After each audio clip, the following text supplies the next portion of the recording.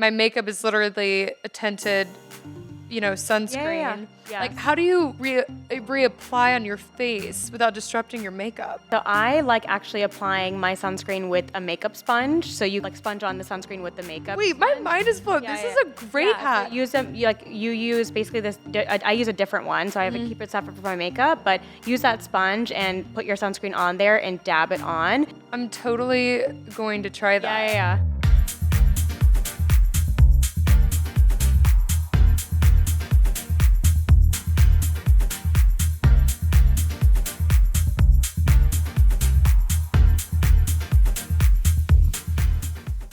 Hi everyone, welcome back to the pod. I'm Callie. It's 2025. This is the year of new healthy habits, starting the year off right, building some new habits to build into your skincare routine. So naturally, we call on our expert. Today, here with us is a dear friend of mine, Dr. Toral Vaidya. Welcome, Dr. Vaidya, to the podcast. Thanks for having me. I'm so excited for you to be here. It's always good to work with friends. Yeah, I know. What a treat. I know, and we've been wanting to do this for a while now, so I'm glad it's like finally here. Finally aligned. Yeah. When I first met you, we met in Nashville. Yes. And one of the first things I noticed about you, I was like, you're dressed incredibly well, which You're so sweet. I will say, working in this industry, a lot of the derms, they are very beautiful. Like they're all beautiful and like very put together. But you're like extra. I was like, oh my God, your outfit's incredible. Oh my gosh, you are too much. And then you're like, oh, I actually work in the fashion industry, or I worked in the fashion industry or something too. Yes. Yeah, so that's something that people don't know about me, but I'm a dermatologist based in New York City, board certified, but before I started my medical journey, I actually did a certification in fashion design over at Parsons right here in New York City as well. So I feel like in a lot of ways, my art background has really informed my clinical practice as a derm, but I still find kind of ways to integrate my background in fashion, either in my hobbies or even my day-to-day work, like procedurally. So it's kind of a fun thing about me, and I've been trying to sort of keep it up alongside my clinical practice. Yeah, y'all can't see her boots right now because I think it's out of the shot, but they are absolutely incredible. Yeah, I bet that helps with. Do you do cosmetic derm? Yeah, I do. So injectables, lasers, the full spectrum, really. Yeah. But I feel like when you do any sort of art training, I feel it really gives you a different sort of eye, like an aesthetic eye. And also procedurally, it helps a lot. Like one of my focuses was garment construction when I was over at Parsons. And it's crazy to think how much that training has helped me in my work as a dermatologist, even how to be so meticulous and attentive to detail. So I feel like it's helped me in so many ways that I wouldn't have predicted, years ago when I was in fashion school. So And that makes total sense because derm is really like the only, if not the only specialty where you diagnose something by just looking at it. Yeah. Oh my gosh, it's all about pattern recognition and it's extremely visual. Yeah. That makes it nice for patients too, right? Because they can see when their skin is getting better. They can see when something is flaring. So you're kind of like working together with your patient and we can see it together versus, a blood pressure or a certain lab number. It's something that you can't visualize, but with your skin, you feel like even as a patient, you can kind of take a part in that process. Yeah. So that's what I really love about derm. Yeah. So the artistic element definitely comes in hand here for sure. Absolutely. Well, before we dive into today's topic, our viewers like to kind of get to know our derms a little bit. Obviously, I know you, but we'll kind of, start it off with some get to know you questions. Sure. So what is one skincare myth you've heard so many times it makes you laugh every time someone says it? I feel like people with deeper tones just don't think they need a sun protect. And I do feel that's something that I encountered even growing up, being an Indian background. And even in my practice, I see a lot of diverse complexions. And so whenever I get on the topic of sun protection with my patients, no matter what skin tone there are, I feel like my patients with deeper skin tones like mine or even darker, there's this misconception that we don't need to sun protect because we have more melanin. Maybe we don't burn as much, but we are still absolutely prone to all the effects of the sun, whether it be skin cancer, whether it be skin aging. So I feel like that myth of, oh, I have a deeper tone, I don't need to wear sunscreen, like that is such a myth. And so I feel like that's even something that I've had to really instill in my friends and my family and even a lot of my patients as well. Yeah. So that's something that, I don't know if it makes me laugh, but it definitely is a big conversation with my patients and my family lately. And I even feel like growing up, that wasn't necessarily like instilled in me, but after having gone through my training and being a board certified derm now, it's like imperative for skin cancer prevention, but also also a lot of like pigmentary concerns, like melasma, for example.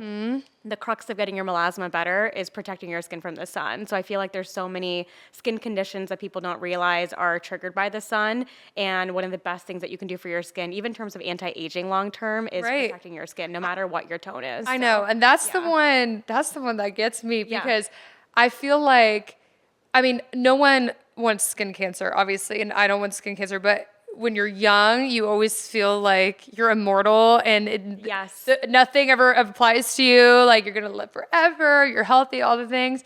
But y'all watching right now, let me Yes. tell you something.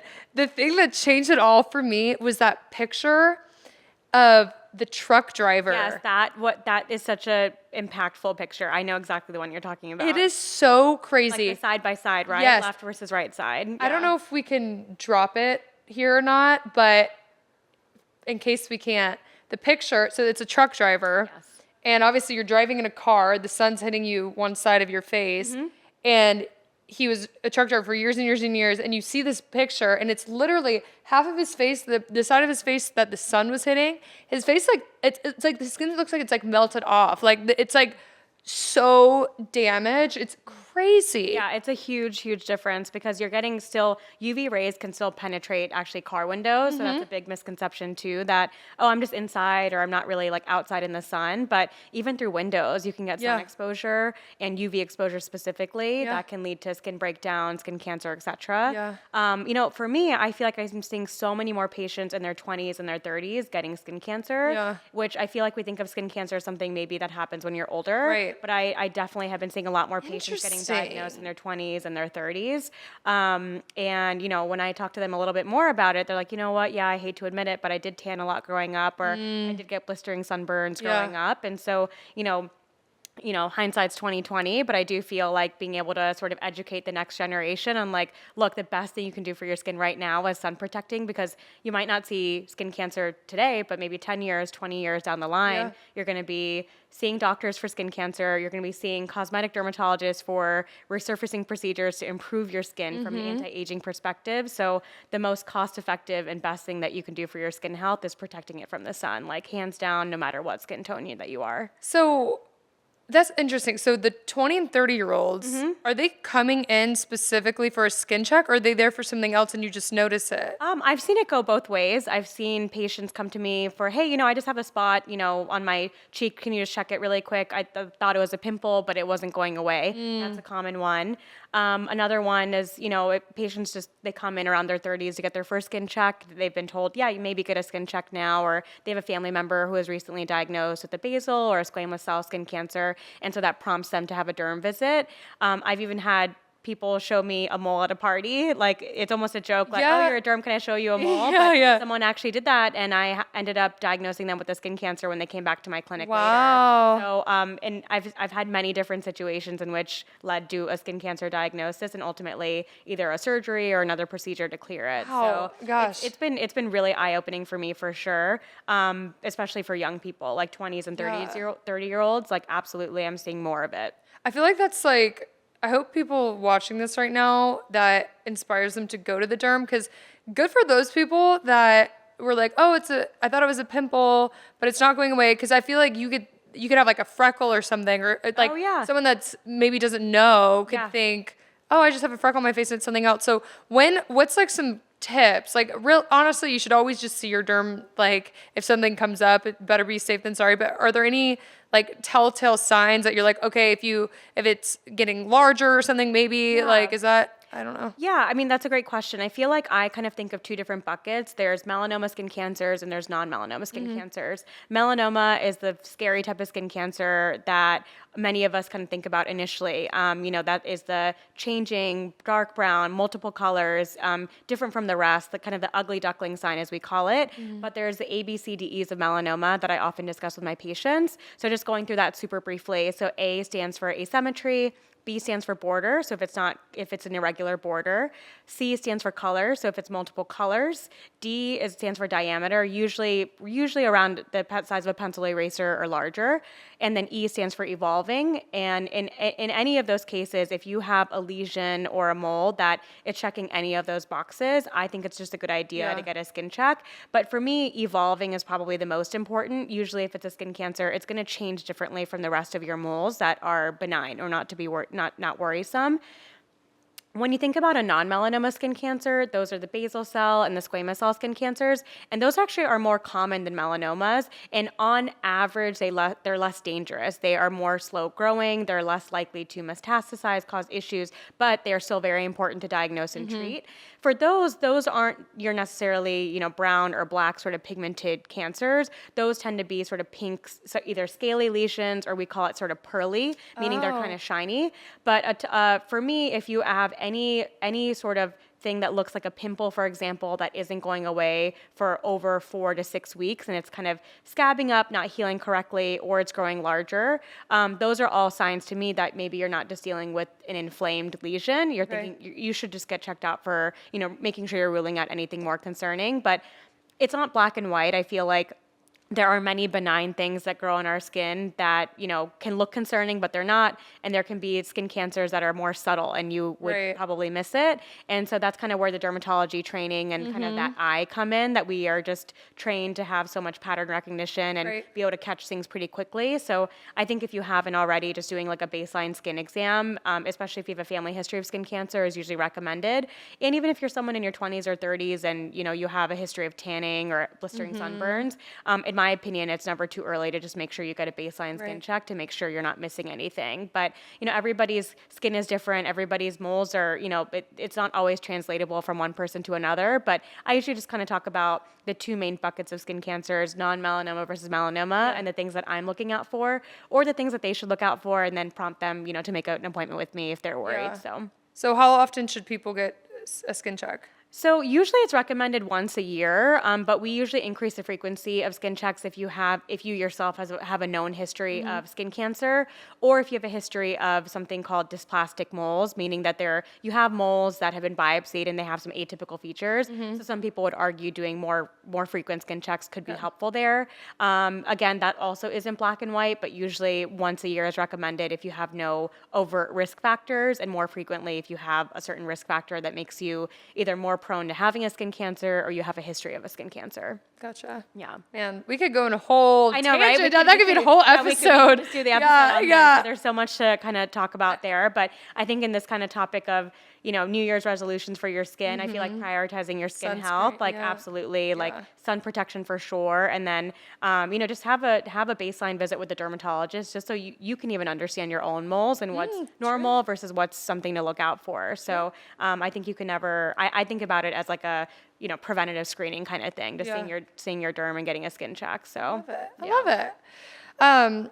Okay, our next question, and this one's it's a vulnerable moment for you because it's what is the most underm thing you've done with your skin? Like maybe you've skipped something in your skincare routine. Maybe it's sunscreen, maybe something like that. Yes. Okay. Exposing yourself a little bit, but it's fine. So, I'm human, even though I'm a dermatologist, I'm human, I make mistakes. And I will say that during med school, there were more nights than I want to admit that I did not wash my face at night. I probably was extremely exhausted, barely had the energy to brush my teeth, and I would just fall asleep with whatever I had on my face. I would suffer in the morning. I would have a new breakout or something, and I knew it was probably directly related to not washing my face. But I feel like there were many nights that I probably should have just taken the extra, even 20 to 30 seconds to wash my face. Even if I did nothing else, I should have done that. Yeah. And now I feel like I can't sleep unless I wash my face. It's like I have to do it. But it's kind of, habits form by repetition. So for me, that's just something I routinely do now, and it's just part of my nighttime routine. I don't even have to think about it. So, but before, definitely have had some nights where I didn't wash my face. So, I think every woman watching this has definitely been guilty of not washing their face, especially in college. So you're not alone. Yeah, no, we've all been there. Trust me. But I do think it is the simplest thing you can do to make sure you're getting a fresh start in the morning. Because if you're sleeping with your makeup on, or even if you had sunscreen on during the day or things like that, all of that is just building building up on your skin, potentially clogging your pores, potentially irritating your skin. So if there's one thing that you do, like washing your face at night, like I tell all of my patients, teens and above, like that's one simple thing you can do that's going to make a big difference down the line. Good. So Yeah, absolutely. I love it. Are you a New Year's resolution kind of person?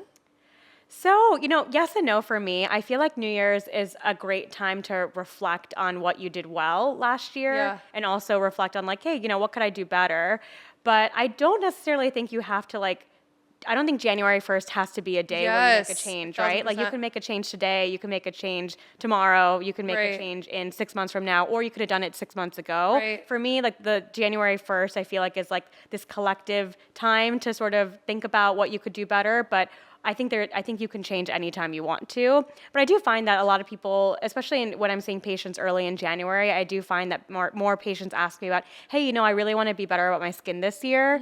What could I be doing? So I feel like it is a great time to sort of reflect and work on yourself. But at the same time, I don't think it has to be January 1st to make that change. So I love that because it's now, when we're filming this, I think it's like, what is today's date? January 20? When I don't even know the date. It's 20 sometime in January. 26. Okay, your girl has not been good about my own personal resolutions. So that is the pep talk I need. It's also never too late to make a resolution. So it doesn't have to be January 1st. That's what I'm saying. So I love that answer because that makes me feel less bad about myself. Oh, yeah, no. Like you can make a change anytime. So I feel like January 1st is kind of a construct, but it's also fine if you're a resolution person. I have no issues with that. Yeah. Have you made any for 2025?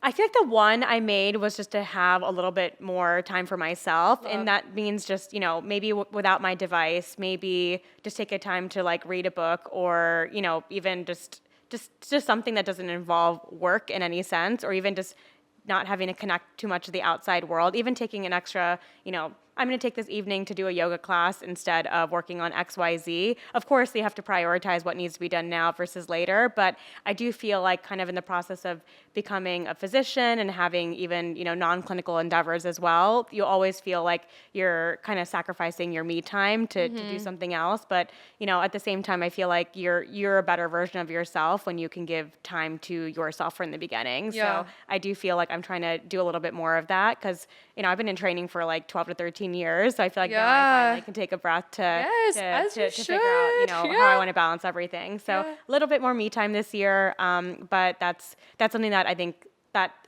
of course I didn't have to wait to January 1st to do that. I feel like that's probably something I should have done a long time ago. So well, I'm glad you're doing it now. That's the most important thing. Absolutely. So, but I think this is like a good kind of segue into this topic because I feel like for a lot of people, it can kind of be overwhelming, thinking about starting fresh, starting their skincare routine. Maybe they think they need way more, steps in the routine than they really need, or they feel like they need to buy all new products. So from your perspective, a dermatologist perspective, what would you say to those patients? Yeah, I feel like it's really easy to get overwhelmed, like with skincare in general. There are so many different products on the market, so many different price points too. So like you don't know what to invest in, how many products to invest in. And so I feel I'm a less is more kind of person for sure. I feel like you really just need to focus on a few but mighty products to really have a streamlined, effective routine. And so for me, whenever a patient's come to me saying, hey, what should I be using? I first ask them, what are your skin concerns, right? Because you want to make sure if you're using products, you're targeting your actual concern. Is it acne? Is it pigmentation? Is it anti-aging? Is it just overall skin health? Like all of these things are important to know. So usually I kind of break it down with, first, let's talk about your skin particularly. What do you want to focus on? And then two, I say, what's reasonable for your schedule? Are you an in and out kind of person? Do you want a longer routine in the morning? Like what actually is going to work for you? More often than not, like coming from my perspective, I want to spend the least amount of time I can in the morning before I get out. Like I am like, let's go get ready quickly kind of person. So for me, I think 3 to 4 steps in the morning, 3 to 4 steps in the night are like all I really can commit to. What I think is realistic to commit to. And I think you're going to have better results if you even use a few products long term and you stick to it rather than using multiple products but using them infrequently. So for me, I kind of try to understand what my patients skin concerns are, what's reasonable in terms of their schedule and what they want to focus on, what's their budget, because you can have an amazing skincare routine just with drugstore products too. You don't have to invest a lot of money to have an effective routine. And so, understanding all of those things first are important. And then after that, in terms of how I kind of like to break it down is like in the morning, I try to tell my patient, let's start out with the cleanser. That's like the best thing you can do for your skin is finding a cleanser that is going to leave your skin feeling balanced, because it kind of is the framework for the rest of your products. If you are cleansing your skin and your skin's already feeling too tight, then you're going to feel like you need to overcompensate with the rest of your routine. So true. Or if you feel like you're cleansing your skin, but it doesn't feel clean, maybe you're going to be too aggressive with your other products. So you feel like you need to, exfoliate, or you need to, cleanse your skin more. So overall, finding a cleanser that is perfect for your skin type and leaves your skin feeling balanced is like so important. Like you're going to go through the most cleanser out of any product that you have. You're going to go through the most cleanser for sure. Yeah. The second thing is I usually like to incorporate an antioxidant. So for me, I like using vitamin C, either pure vitamin C or a derivative of vitamin C if you have a little bit more sensitive skin. So again, that's a conversation with the patient. And usually a few drops is enough to cover your face, a few more drops if you want to include your neck and the back of your hands. But that shouldn't take more than, 30 seconds or so between cleansing, and then after that, maybe another 30 seconds to apply your serum. After that, I usually recommend a sunscreen and a moisturizer if you need it. Moisturizer isn't always essential in the morning, especially if you live in a really hot or humid climate. Maybe the sunscreen is enough, because sometimes sunscreens are already formulated with moisturizers in it. But oftentimes there are ingredients in moisturizers that can really help your skin barrier too. So I try to figure out with my patient, do you feel like you want to add a moisturizer, or do you want to use a sunscreen alone? But sunscreen is an essential, it's a non-negotiable. You have to find a sunscreen that you love. So for someone who wants a super simple routine, wash your face and sunscreen, that's all that you need. If you want to add a little bit more, then, add an antioxidant serum in the middle. But otherwise, that's a pretty streamlined morning routine in my opinion. And then in terms of at night, you can use the same cleanser that you use in the morning. You don't always have to change to a different cleanser. So you can cleanse again at night. And then I usually like using a targeted eye cream if you have under eye concerns. So either something with an active like a vitamin C, a retinoid, a peptide, all of these can be helpful ingredients. And then either at night, I'm then focusing an active on what their skin concern is. So retinoids are kind of a staple for many people, whether you want retinol or you want adapalene if you're acne prone, or if you are someone who just wants a very gentle exfoliant, then maybe an alpha hydroxy acid like a lactic or glycolic or mandelic, maybe that's going to be helpful for you. But usually that's a little bit more of a tailored product, whether you want a retinoid or an exfoliant, or you alternate between the two. And then you can use a moisturizer at the end. But I think the key here is that if you're introducing new ingredients or new products, you want to do it step by step, because I think if you're introducing too many products at once, then there's a higher potential for irritation. And number two, you don't know which product is necessarily going to be doing the work. So for me, if I have a patient who wants to really revamp their whole routine, we'll do it step by step. I'll say, let's add this one product now, let's see each other in a bit, and then we can add on from there, because I find that I work better with the stepwise approach, and I find that that's most effective for my patients as well. But I feel like slow and steady for sure. Like if I had to summarize it all, like slow and steady, streamline your routine with like effective ingredients, but they can, it can be a simple routine. It doesn't have to be complicated. Right. So I want to rewind a little bit and circle back. So you kind of walk through what your routine is, right? Yeah. So you're saying you cleanse and you apply vitamin C.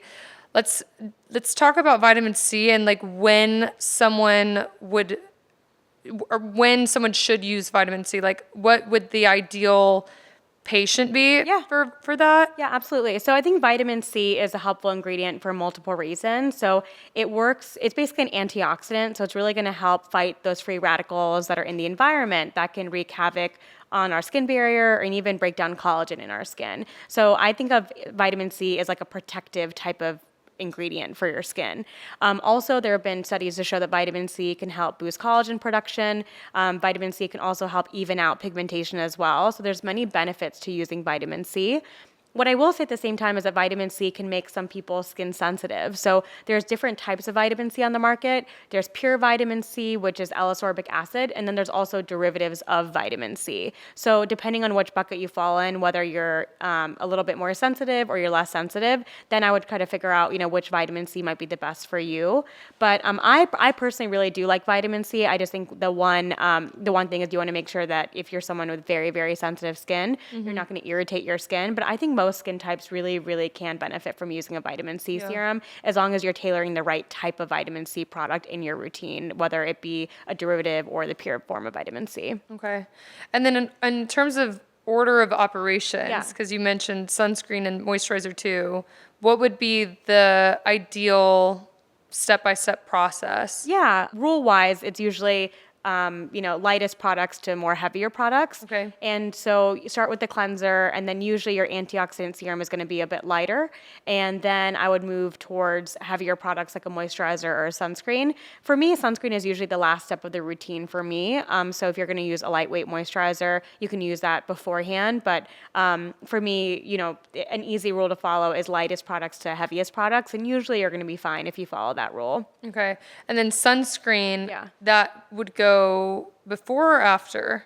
A sunscreen I usually have as the last step of my routine. So that's usually what I do. And if you feel like you are dry in certain patches, then you can use a moisturizer right before if you're using the sunscreen. But I feel like there's a lot of debates on sunscreen before, after moisturizer. In my opinion, I like using it at the end of my routine because then I know I'm getting an effective layer on my skin. So, or you can do a twofer like this guy right there, and it's like it's a 2-in-1 exactly. So I really like 2-in-1 2-in-1 sunscreen and moisturizer products because you're getting all the benefits of sunscreen protecting your skin from the sun and UV, but also you're getting all the benefits from a moisturizer to protect and support your skin barrier as well. So that's why I'm like, less is more. If you can find a streamlined routine with just 3 products, like cleanser, antioxidant, and then like a SPF moisturizer is perfect in my eyes. So 100%.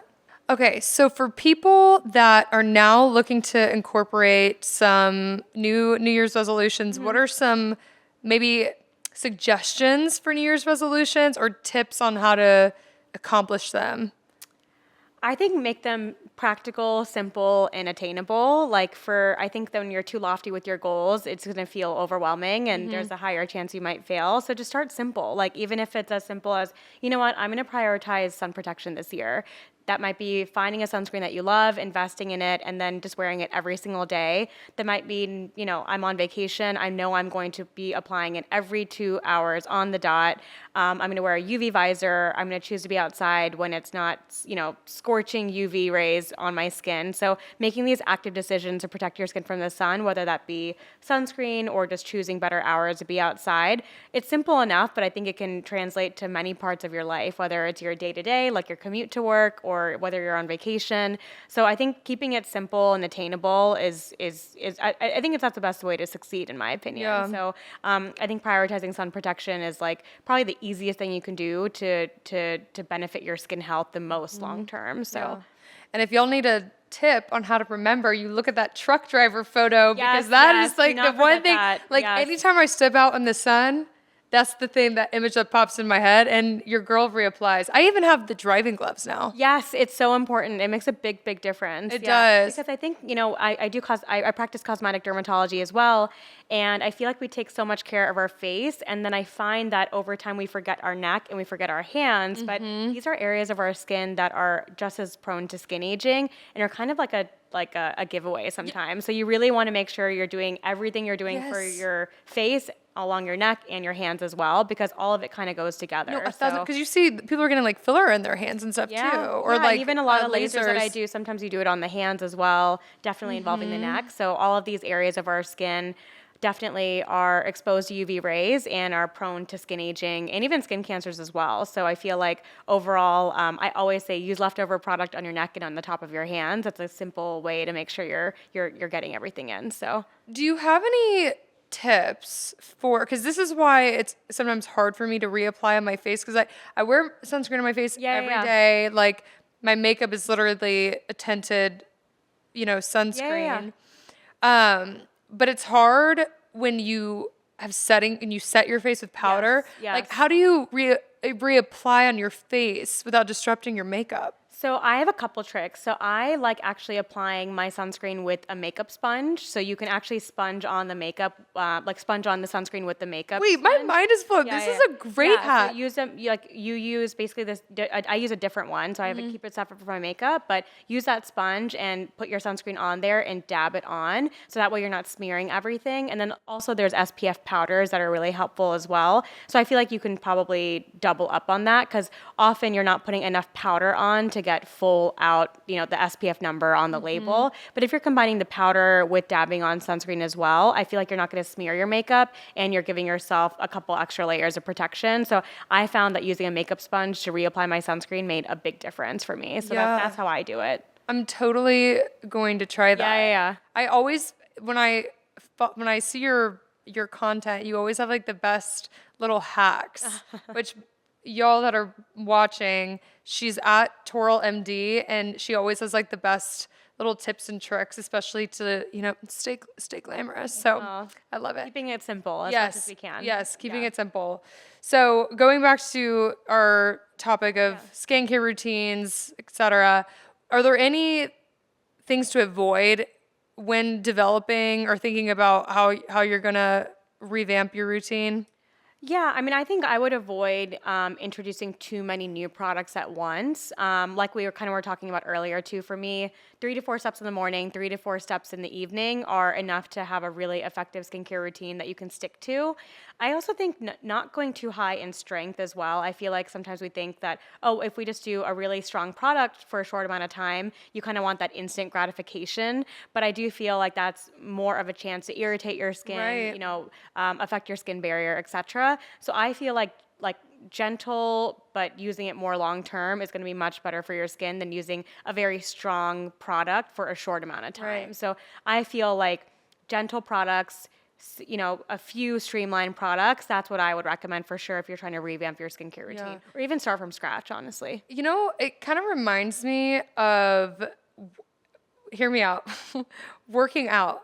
Like Yes, if you that's a were really good like analogy. trying to lose a lot of weight, build a lot of muscle, if you overdo it from the get and you you drastically cut back on eating and you don't eat any of the things that you like and you just like overdo it at the gym, you get burnt out so easily. And like not only is it just kind of bad for your body, but it's not realistic to maintain. Yeah. And so I kind of feel like that it translates somewhat with skincare too, because if you go too hard at the beginning, one, your skin probably isn't going to respond very well because it's a lot at once. And a lot of times, again, people want instant gratification, which don't we all? That's like America 101. Sure. Yeah, I'm guilty of it as well. I must say.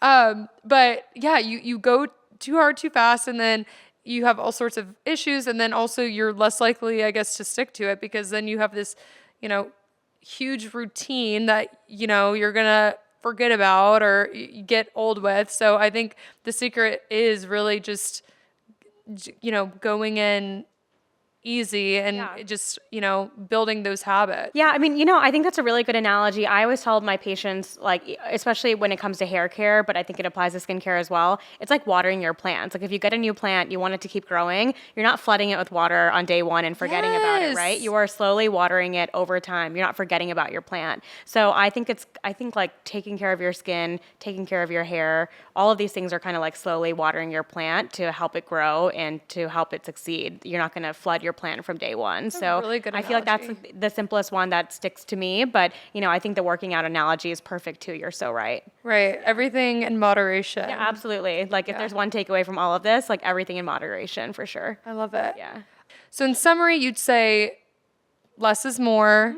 I feel like that's a theme that we talk about so often on this podcast. And it's so funny how so many things translate into that, like the whole theme of less is more, but it really is true. And not only because of the benefits to your skin, but also, building a habit and sticking to it. So this has all been super helpful. Before we wrap up, we're going to do some fun rapid fire questions. Sure, we love to do that with our derms to get to know them a little bit more. So first question for you is, what is the first thing you do when you wake up? First thing I do when I wake up, it's probably look at my emails. Okay. but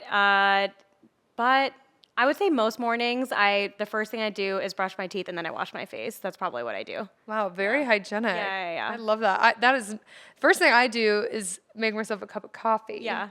And that is always my top priority. And you can't ever brush your teeth beforehand because then the coffee just tastes weird. It'll taste minty. Yeah. I'm always like waking up at the latest possible time to get up and go. So for me, I'm like, let's yeah, you're like, wake routine. Up, email, brush the teeth. Yeah, exactly. Exactly. I want to be the person who wakes up like 2 hours before I have to start my day and have that, but I just haven't found, I'm not that person. I know that about myself. So. And I've honestly, so I've gotten worse with age. I used to think the older you got, the easier it was for you to wake up because I feel like growing up, the perception in my mind was everyone older than me always woke up at like 4 or 5 a.m. Yeah. And let me tell you something. I used to wake up at like 5:36 and like no problem. Like I was bright-eyed and bushy-tailed waking up. But now, oh my God, like I struggle so hard to wake up in the mornings. It's just like gotten worse, which is very upsetting. Yeah, I want to switch my routine to sleeping earlier and waking up earlier, but I feel like I'm just finding myself in a loop lately. But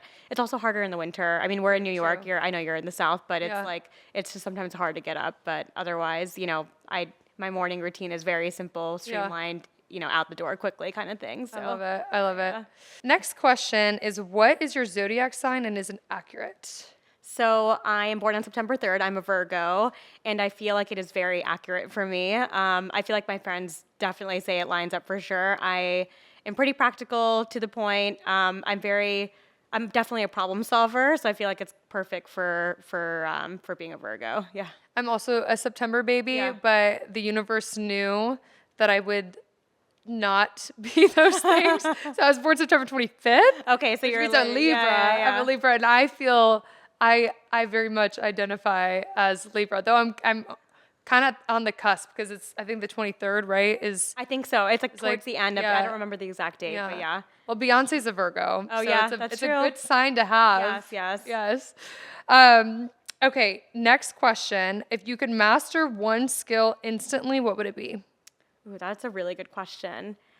I feel like if I could just pick up any language, like quickly, I feel like that would be a superpower. Yes. I feel like especially living in a place like New York, it'd be amazing to be able to connect with so many different people, and also just being able to travel and feeling like you blend in immediately. I feel like picking up a language quickly would be amazing. I think that would be like a superpower I'd love.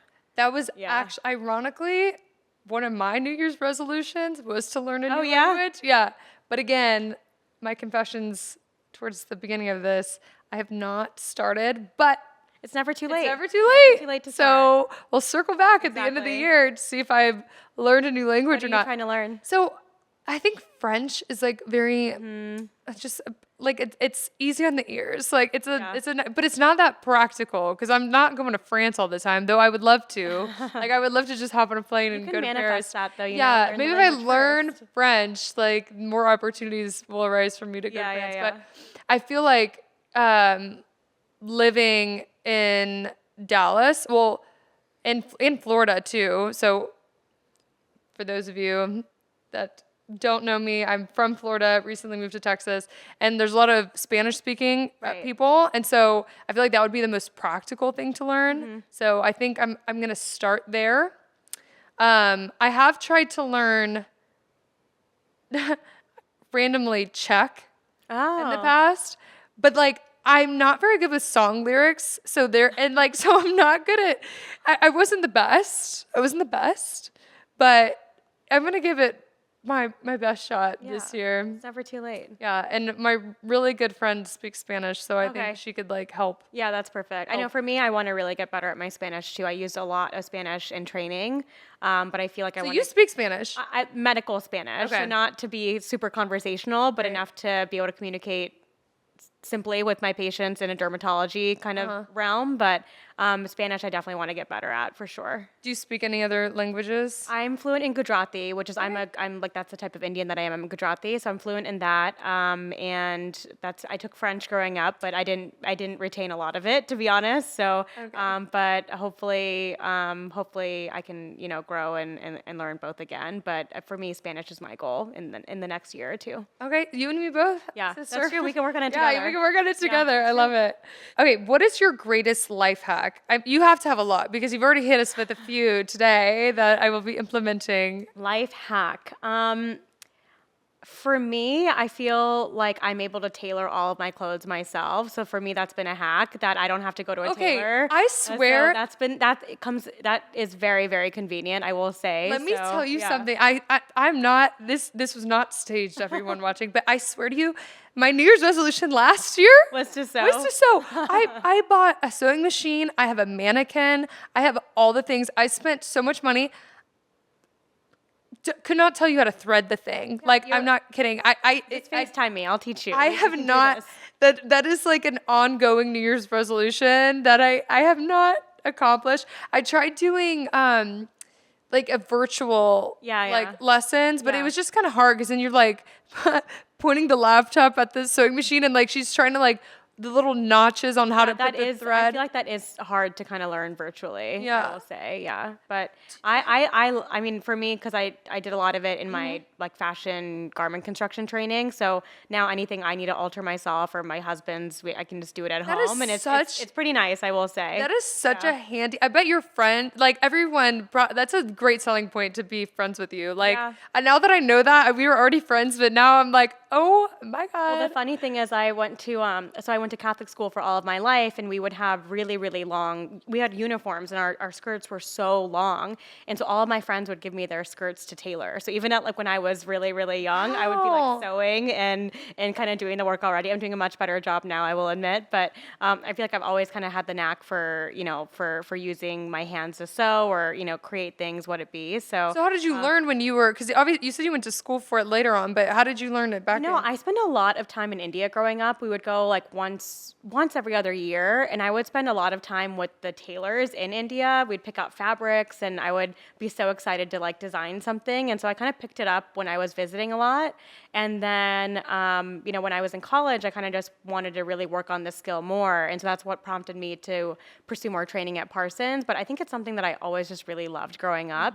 And then I just kind of took it to another level when I did my training over at Parsons. But I would say it really does come in handy. So, because so much of what we do in derm, like especially surgically, I do surgeries. The suturing technique and the movements are so similar. Yeah. And so I feel like I was able to pick it up a lot more quickly, and I do feel like I have to owe that to my art background for sure. Wow. So it like the worlds collided for sure. So I'm happy that it all came together, but it's helped me in a lot of ways I wouldn't have predicted, years ago when I went to art school. So, right. Yeah. And let me tell you, tailoring clothes is not, there's like a whole kind of like science to it. Yeah, absolutely. That is not easy to do, y'all, because I'm not a genius, but I'm not an idiot. But even still, like I would try to do it, and it's very challenging. Yeah, I don't know. I when you do enough of it, you kind of pick it up. Right. But it's for me, it's still fun. So it's definitely a nice